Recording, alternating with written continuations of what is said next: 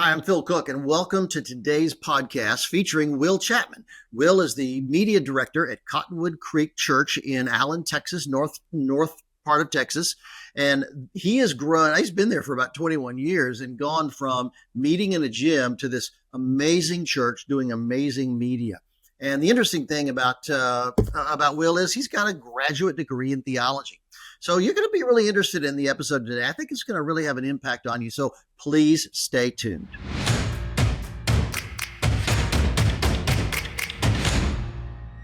Will Chapman, welcome to the podcast. I wanted to have you on for a long time because we have a lot of stuff to talk about, frankly. But you're in Dallas, there in Allen, Texas, and thanks for being on. Well, thank you. It's good to be here. You know, the reason I wanted you on for a long time is, number one, you actually, let's start off with the fact that we're rivals. You went to OSU. I got my master's degree at OU. We're kind of interstate rivals when it comes to Oklahoma. So we'll have to battle through that. Yeah, it's one of those things, and really I'm the gracious one because I decided to come on with you. So really I'm the one who's more gracious as an Oklahoma State alum.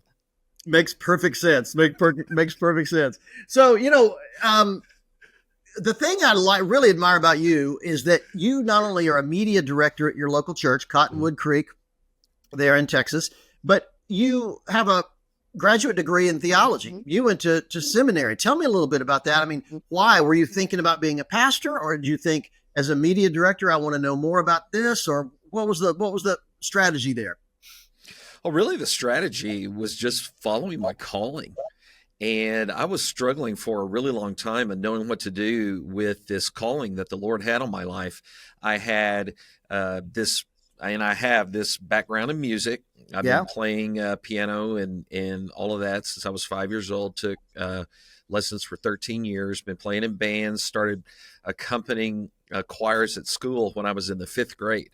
And that was a big part of what I did. And as I got more into the music, I also got more into the technical side, in the production side. And it got to where in high school, I was very blessed to have a high school there in Oklahoma City that had really good funding for the arts as well as for football.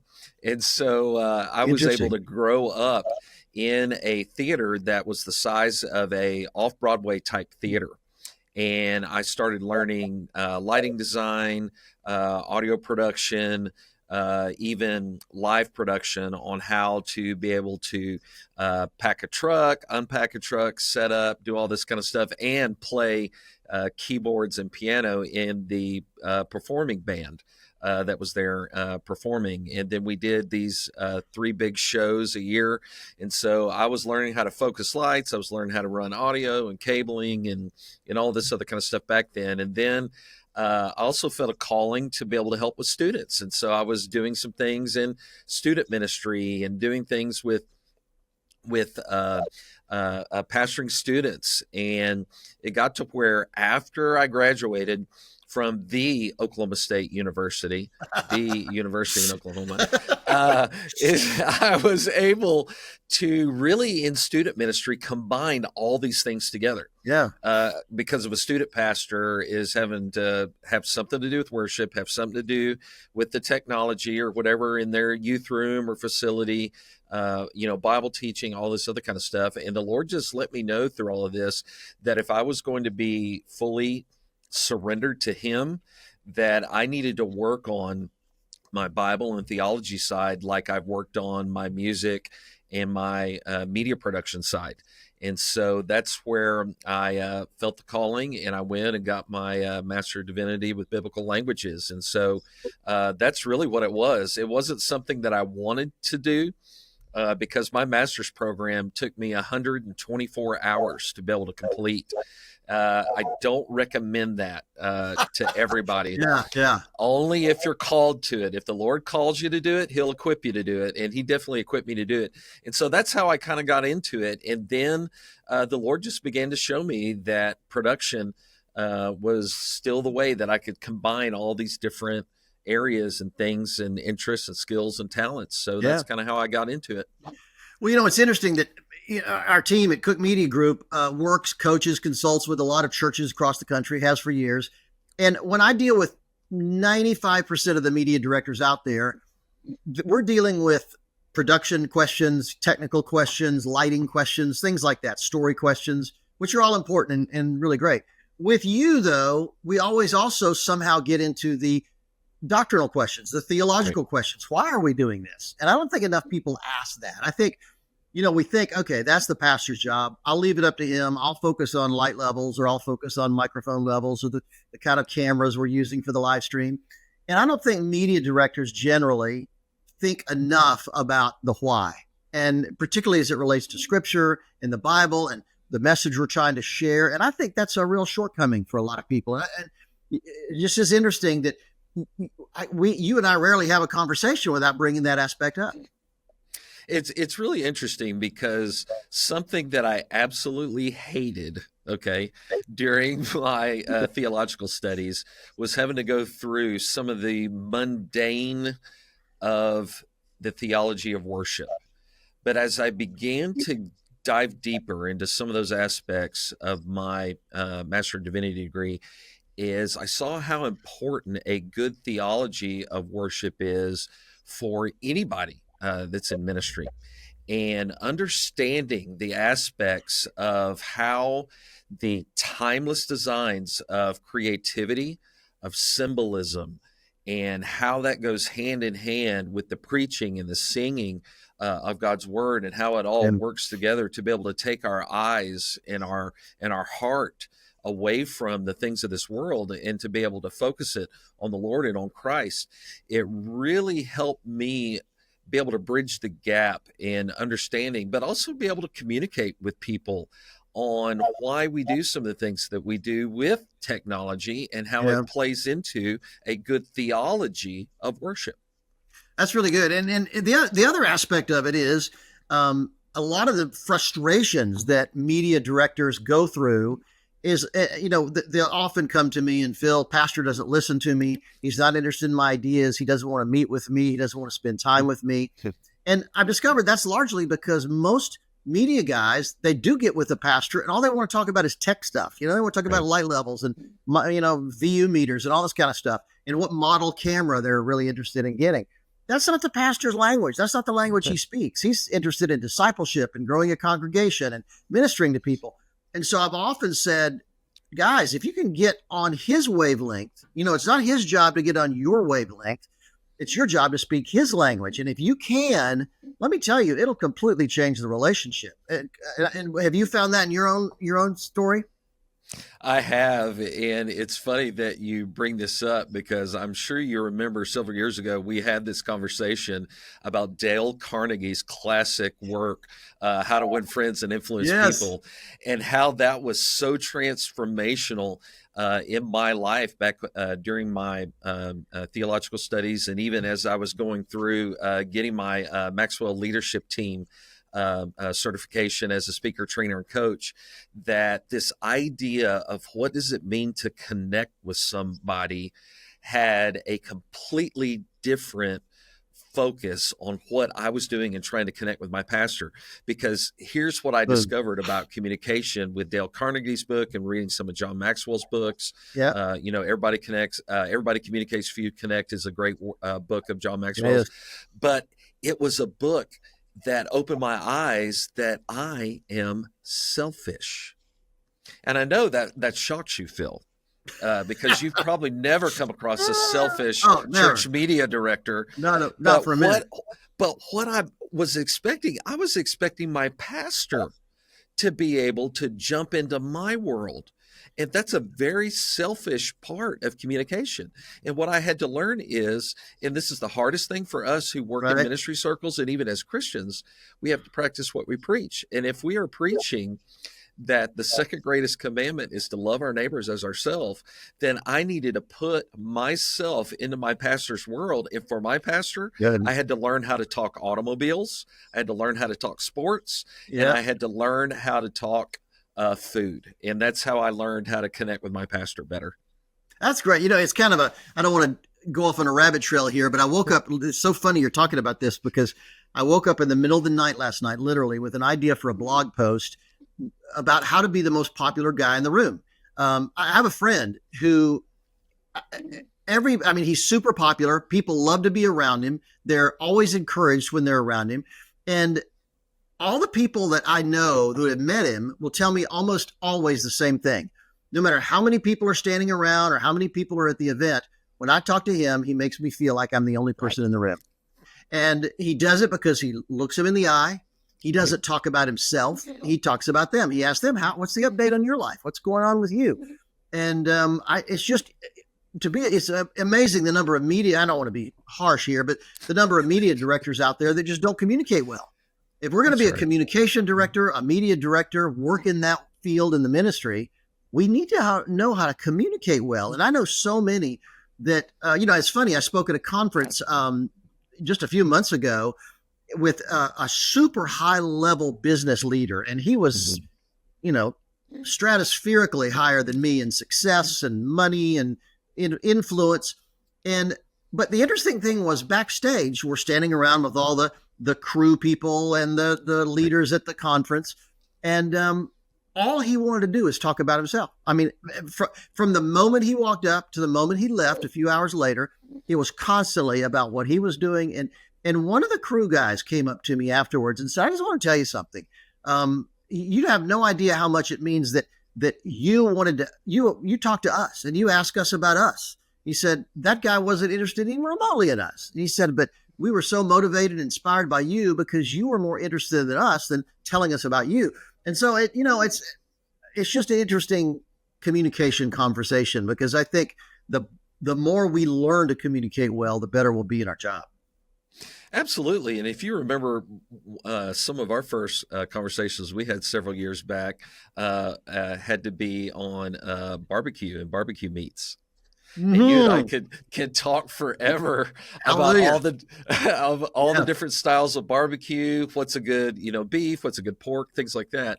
Yeah. And finding that kind of common ground is what I've discovered with my pastor and even with others on how you can connect with them beyond your incredibly technical discipline that has its own language.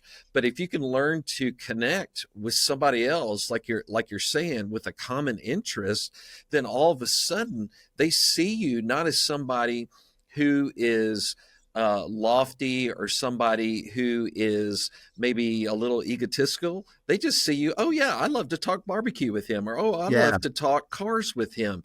And that's a great way to be able to connect with people especially when we're trying to communicate a very technical and also very artsy world of production. It's true. One of the things I've always liked about what happens at Cottonwood Creek is you guys have invested into volunteers really well. And certainly with a media team, you're not paying a lot of guys to come in from the outside who are experts. You're raising up, a whole team of volunteers. And yet again, I meet media directors and communication directors all the time that just don't want to take the time to invest in volunteers. They don't, they just don't want to mess with it. And it just is cruel. I think it's just terrible because number one, it's expensive for the church if you're paying everybody on the team. Right. But number two, it's an incredible opportunity for them to grow in a new skill set. So if I was a media director out there and I wasn't very good at raising up volunteer teams, give me some tips. What are some of the things that you found out that work really well at Cottonwood Creek? For me, build a bridge with the student ministry. Oh. And the reason that I say that is that if you can build a bridge with the student ministry and if you can help them with what they're doing with their production and with the things that they're doing in their youth room or in their student center or whatever it may be going on. It might be helping them with a microphone. It might be helping them making sure their band gets dialed in. What that does is that gives you an easy way to begin to build up technical volunteers within that student ministry. And here's the other part of it. It also gets you a champion on the upper levels of staff that can talk about how you're pouring into them and how you're helping them be able to raise up leaders. One of the things I like about John Maxwell is that in raising up leaders and doing things, he talks about it's amazing what you can do if you are willing to be able to help somebody else reach their goals. And that's something that I've seen, is that if you're having problems trying to gain volunteers or gain face time at announcements, which nobody gives the technical team FaceTime for announcements, seems like. True. Find a place where you can invest in another ministry. And that's good. where college, student ministry, you can really begin to help them, because what will happen is those parents in there will take notice. The volunteers in that student ministry will take notice. And then before long, you can have a reciprocal a relationship where teens are helping you and you are helping them. And then all of a sudden, parents want to know what's going on here. And then they find out that they can serve. And now what you've done is you've raised up a champion on the staff, but now you've raised up evangelists and that student ministry to be able to talk it up. And so that's what I've seen. Don't be afraid to help somebody else with their goals, to be able to help you with the goals that you're trying to do in raising up volunteers. Well, plus, I think this generation of young people are the most tech savvy generation in history. I mean, I've joked a lot that if my Mac breaks, I don't go to the Genius Bar. I find a high school kid. And he usually can fix it. And it's just amazing. And so for churches not to tap in, I mean, I know churches that have kids in junior high that are helping, even a couple that I've met in elementary school that are just really tech savvy. I mean, my 7-year-old grandson, he comes to visit us. He knows he brings his Xbox. He unplugs the HDMI plug from my TV, knows how to plug it in, set it up, program it, and he can play video games at my house. And so I think every pastor, every media director, every church needs to tap into those young people to help build a media team, because it doesn't take a whole lot of training with those guys. Obviously, there's certain things they need to learn. They're specific to church media, but it's amazing how much they bring to the table. It is. And what we've seen is that they have been the best PTZ or robotic camera operators. Oh, really? Joysticks. All joysticks. That's exactly right. All we've had to do is we've had to teach them the rule of thirds, okay, and how to be able to frame them up during that life thing, to frame up the shot, teach them what a push is, what a pull is, how to, grab focus or rack focus or things like that, or frame somebody up here or there. Brilliant. And usually that only takes, a few training sessions, and then you just kind of turn them loose. And the best PTZ operator that we have ever had here started with us when he was 15 years old. And by the time that he was 18 years old, we have a Emmy Award winning director that is on our staff here at Cottonwood Creek. And when he saw this kid's work without knowing it was a kid, he was like, I could get this kid a job, right now working for any of the networks with the kind of skills this kid has. And that was another thing that just reinforced us is again, you talk theology. If you remember over in 1 Timothy, Phil, where Paul is talking to 1 Timothy, and he says, don't let anyone look down upon you because you're young. Yes. Set an example for all of the believers to be able to follow in love and truth and all these other ways. And one of those aspects of those attitudes and those things that come out with Christ has as its application service. So why can't our young people set an example for the rest of the church to follow in service? And media ministry is the perfect ministry for them to be able to start in and to set that example for the whole church to follow. That's really good. I was trying to think the other day of the number of churches that we worked with over the years where we had a camera operator, for instance, start as a volunteer. And today he's a freelancer or she's a freelancer in the city doing freelance work for TV commercials and promos and documentaries and all kind of stuff. And they all got started at church. So it's not a far-fetched idea that you could raise up people to do this for a career. So I think that's really interesting to me. So let's move on to another subject. Trust. Let's talk about trust with the pastor, the executive pastor, the leadership team. You've been at Cottonwood Creek for a long time. And you've gone from very little media to, I mean, you're really poised. You could do anything you want at this point. I mean, we've talked about a national television program. You've done some huge worship concert events. Your live stream is amazing. Um, the question is, though, that's taken a lot of trust because you've had to buy equipment, you've had to bring on more people, you've had to raise up volunteers. Give me some thoughts about, for other media directors, about how important it is to build that trust with church leaders and how you did it over the years.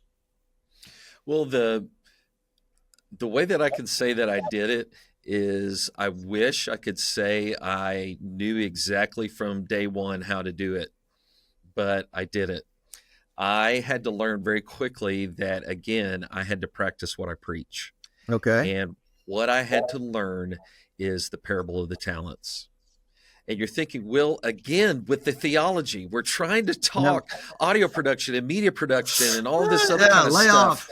off. Lay off the theology. But let me tell you, the best thing that I found out to be able to grow a ministry is to be able to understand this parable of the talents. And that is basically at its essence, when Jesus was trying to teach it, is be faithful with what I've given you. Yeah.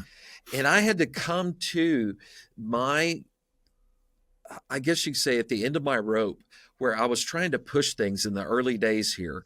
I mean, we were meeting in a gym when I came here 21 years ago, and the pastor told me, I want to start a media ministry.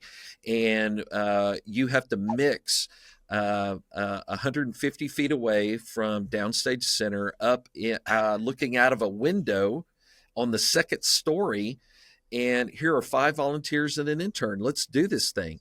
And I'm like, how in the world can I do this?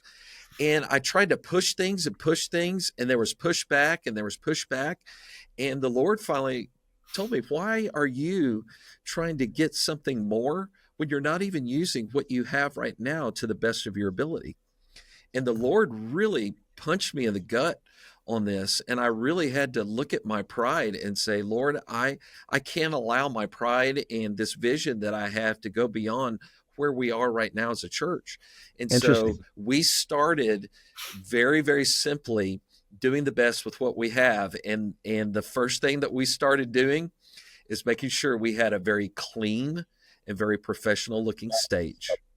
Every cable was ran well, was wrapped well. And then after we started working on that, we started working on our storage areas. Our storage areas, every media ministry has a pit somewhere of their gear where it's just thrown in and put together. We said, you know what? God has given us this storage.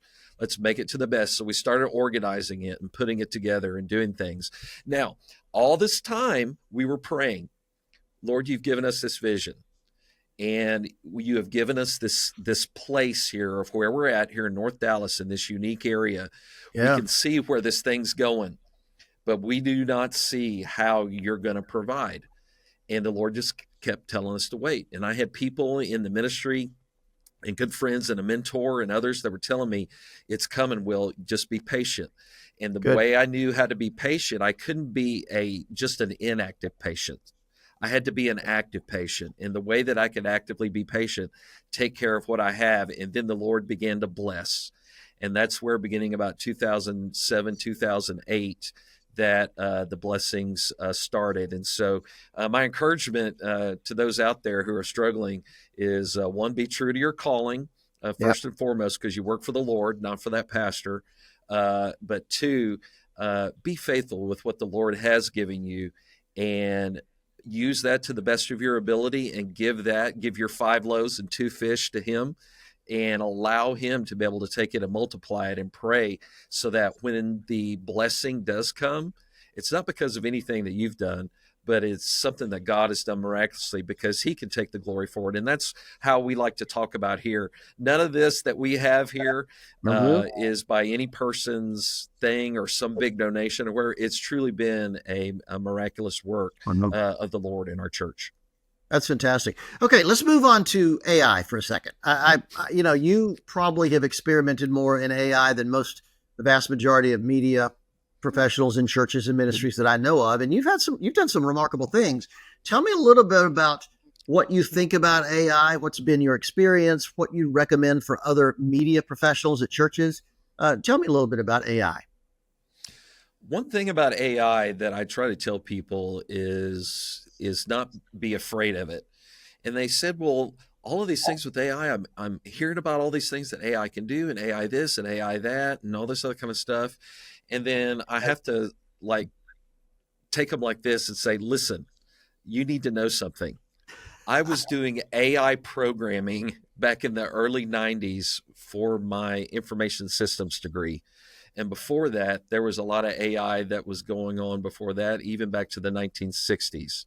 The only reason why you know about AI now is that it's moved off of supercomputers, and because of the internet and this Yep. shared network computing type thing, it's now come to the masses. And so just know you have been interacting with AI for decades and just Yep. didn't know it. You just now have access to it. But what AI can do now is that it is a great tool that we can use, and it's a tool that has just recently really been able to address concerns of pastors and other church members to be able to help them on the theological side with content that Yeah. they're looking at doing. But also, it continues to be able to go to other levels to be able to help us all with the mundane tasks that we have been just beating our head against the wall as media directors for so long. Now we've got something that can help us, that frees us up to do the things that we've always wanted to do or Yeah. really need to be doing. That's really good. And you've been doing, what's the app you've been using a lot? Yeah, I'm a beta tester for the AI called church.tech. Yeah. And church.tech is one of the uh, I guess you could say like the church ministry based type AIs that's really out there thinking of things from a church standpoint and from a theology standpoint, but also from a creative content standpoint on how to be able to take something that we all have as church media directors is this long form content from our senior Yeah. pastor, but it's a tool that can help us take it, change it up, use it in different ways, generate some new content completely and totally based on just that long form content, and do it fast so that we have more opportunity to do the things that we know we really need to be doing, like the short form documentaries, or Yeah. as you like to call it in your sessions that you do in training, Phil, short form documentary. Don't you dare call it a testimony video. True. Well, you've taken this material and you've turned it into small group resources and devotionals, Yeah. all kind of stuff, right? I have, and that's the part about the AI that with church.tech that I've really been impressed with, because I've even taken the things that this AI has done, and part of my beta testing is I've been able to run it through with some other friends that I have who are on faculty at universities, and they have access to all sorts of AI detection and also plagiarism detection Oh, for yeah. all That's a the big deal with things me. that are going. Plagiarism is what I worry about. It is. It's a really big deal, and it's a huge thing in the academic community right Yeah. now. And so, what I did is I took my pastor's sermon, ran the AI, I generated small group things out of it for small group resources, devotional resources out of it, and all of this took 20 minutes for the Oh, AI to be able to analyze, put on, and even clips. Take it and take out clips that we can make it and use it on social media. And I gave it to my friend to be able to run it through their AI and plagiarism tools, and it came back at the very lowest setting on both checks. And what that means is that the AI detection was very, very low, and the, that the the plagiarism plagiarism detection. was very, very low. Yeah. Okay. And Got the it. reason for that is because church.tech was only taking what it was given and then rearranging it. In the way Uh, that I describe it to people, it's very much like an editorial board of how, if you're working with an editorial board as an author, they're going to look at your manuscript and what you've written or whatever else, and they're going to rearrange it and do some things with it, but they're not going to bring in outside sources. They're not going to bring in, different viewpoints or things like that, because they want it to be your work. Well, that's how this AI has done. And here recently, they've been able to even put on doctrinal and also denominational type guidelines and guardrails, so that if That's great. you are wanting to take your whole entire doctrinal statement and put it into the AI and say, this is our doctrinal statement and how I want you to be able to help as we look at not only pastor's content, but if you as a media director all of a sudden get tasked because the men's breakfast person doesn't show up to give their devotional that day, and you need something really quick, you can type it in there, have the AI, put something out, and now you can read something, and even lead if you need to. And so that's part of what we're seeing with AI is it's continuing to develop in ways that has the church and their beliefs and their theology in mind, and where you don't have to be worried as much. Now, it's important still. You don't just take the AI and get it out there. You need to read it, and churches need to have a good AI policy of how ministers and staff members need to review and make sure, that everything is in line and whatnot. But this is the thing that I love about what AI is doing, Phil. And this is why I have loved your work and what you're doing for so long, is that we know from marketing that the power of a changed life is one of the best ways to be able to get people to listen to your message. True. Or listen to your product or whatever you may be selling or whatever else.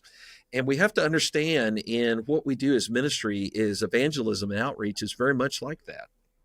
But we are so bogged down with trying to do pastor's clips, and there's nothing wrong with pastor's clips from his sermon. They're needed. It encourages a lot of people, but it takes so much time to be able to do interviews with people of changed lives and to be able to develop that content.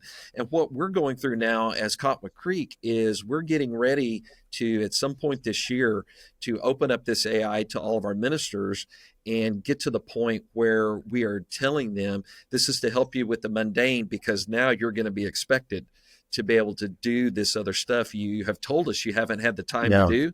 Well, now you're going to have the time to do it, because you're going to have a new staff person to be able to help you generate all this other stuff. That's great. That's really good. Well, so basically, if I start my snake handling church, you can help me come up with a doctrinal statement through AI to support what I'm doing, right? Perfect. That's all I need. Yeah, technically, yes. As the Apostle Paul says, are all things permitted but not recommended, True. Well, what have we left out? If there was one thing, I mean, we have a big audience of church communication professionals, filmmakers, media directors, communication professionals. What if there was one thing we left out, something you'd like to leave people with? What would it be? I would say the one thing that I would like to leave with people is to understand again, and I want to come back to this, the importance of communication, and not just communicating with somebody, but connecting with them. It is the single biggest problem that I have had as a media minister, that I have had as a technical director, a producer, executive producer, all this other kind of stuff, that I continue to see people fail and time again. If you can understand some of these principles and to be able to understand not only just how to communicate, but how to connect with people, you'll see your relationship with your supervisor, with your pastors, and everything go to another level. And let me give just a quick little illustration of this, because I was having the hardest time trying to talk with my senior pastor about things that we needed to do. And he challenged me in 2007, 2008, that we need to up our production value and start doing some things with this new wave of things that was happening with YouTube back there in the early 2000s. And I said, I'm right there with you, Pastor, but I don't have any way to be able to do this. And he said, well, put some things together for me to look at so I can go and talk with the finance team about buying some stuff. And I was getting together and going through it. And I came to him and I gave the first round of presentation, and I spoke techies. Okay. Completely went over his head. Yeah. And he said, "You've got to help me here. What you just said, I have no idea. And there's no way that I can communicate to people." And the Lord hit me with a ton of bricks and let me know that I was being selfish. And what the Lord came back to help me to be able to communicate with my pastor is that my pastor is a automobile aficionado. He's really been involved in a lot of things with automobiles. He's had his own auto auction license for years and different things like that. Everybody's got a side hustle, He drives a Jeep. I love him. He drives a Jeep. Drives a Jeep, all this Fantastic. other kind of stuff. And so all of a sudden, I had something, flip in my mind. And I remembered my father-in-law and his father worked for General Motors for a combination of over 70 years together. Wow. And I said, why don't I just talk in General Motors terms with my senior pastor? So I came down and I did the whole entire presentation again. And instead of doing it in 25, 30 minutes, I got it done in less than 10 minutes. And I said, Pastor, now you have to remember, this was the early 2000s. Here's the Geo Metro version of what we can do. Here's the Chevrolet version of what we can do. And here's the Cadillac version of what we can do. And then I came back and said, the Geo Metro is just for here and now. It's going to get us to where we want to go, but it's going to be slow. It's not going to look good. And if it breaks, we may have to throw away and start again. Here's the Chevrolet version. Good. The Chevrolet version will get us there, get us back. It'll be reliable. We can even do some upgrades on it, and it could really last us, for a good while. Now, here's the Cadillac. Not only will we look good, but this is a sporty Cadillac.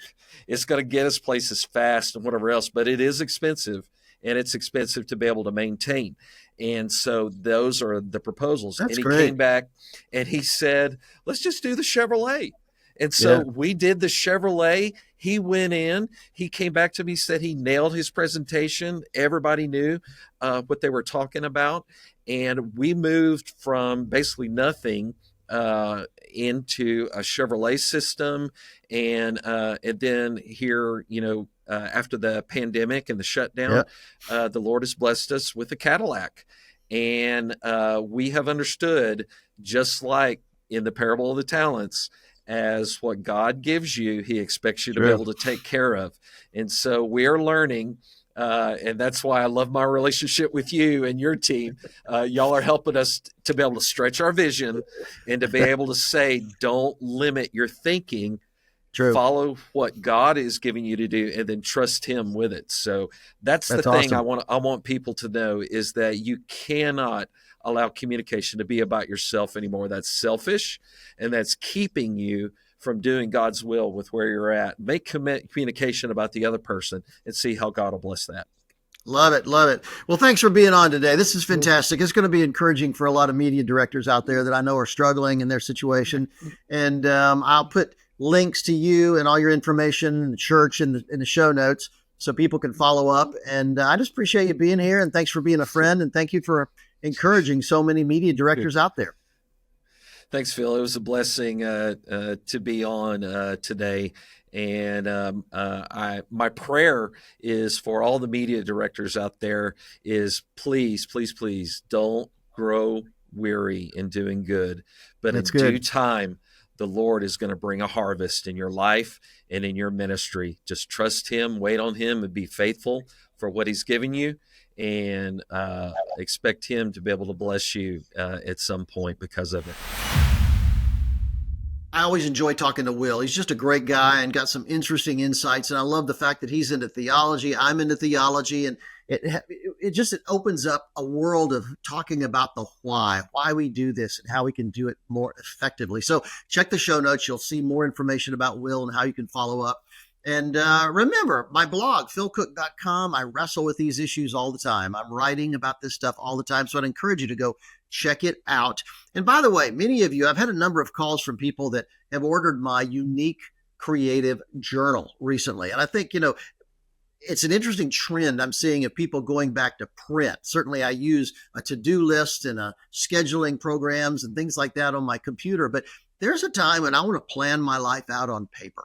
I can take it with me wherever. I can be sitting in a doctor's waiting room. I can take it on vacation, wherever I'm at on a plane, and really keep up with what's going in my life and manage multiple projects. A lot of people ask me about how to manage multiple creative projects, particularly on a big scale. One of them is paper. I can do it in my journal so much more effectively. So I'd encourage you, you can find it at Amazon, Barnes & Noble, other places. It's called The Unique Creative Journal by me, Phil Cooke.